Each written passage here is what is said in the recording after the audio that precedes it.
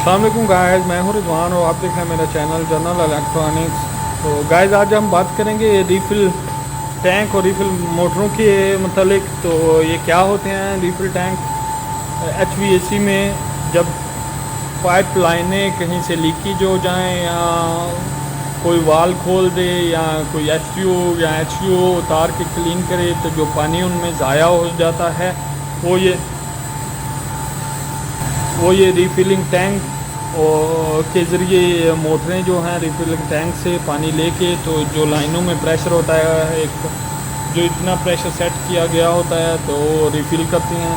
तो आपको दिखा देता हूँ, ये बिल्डिंग लाइन से पाइप आ रहा है जो कि जब ये टैंकी में पानी कम होगा तो ये टैंकी को वाटर फ्लोट स्विच लगा हुआ है, टैंकी में पानी फुल कर देगा। यहाँ से पानी आउट होगा जो हमारी मोटरों में जाएगा और जो हमारी मोटरों में जाएगा।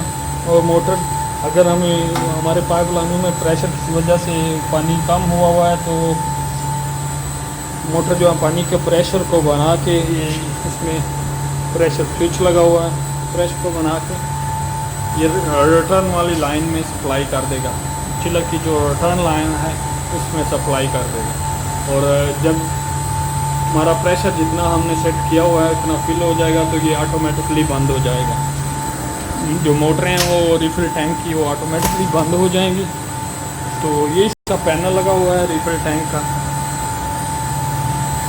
रिफ़िल मोटरें जो हैं वो ये पैनल के थ्रू कंट्रोल होती हैं, ये ऑटो होती हैं, ये ऑटोमेटिकली जो है प्रेशर जब कम हो तो ये ऑटोमेटिकली प्रेशर पूरा कर देती हैं चिल वाटर लाइनों में।